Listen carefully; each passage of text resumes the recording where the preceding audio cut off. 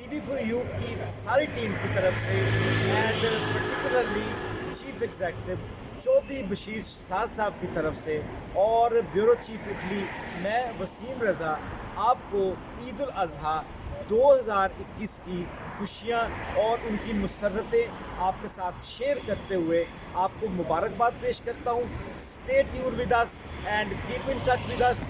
ईद उल अज़हा 2021 का आज शानदार पुरमसर्रत दिन टीवी व्यू के साथ गुजारिए।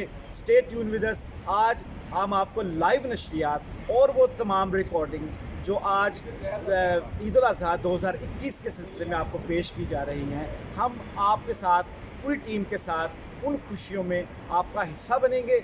आज का मैसेज ब्यूरो चीफ इटली की तरफ से वसीम रज़ा और पूरी टीम आपको congratulate on this very very happy occasion.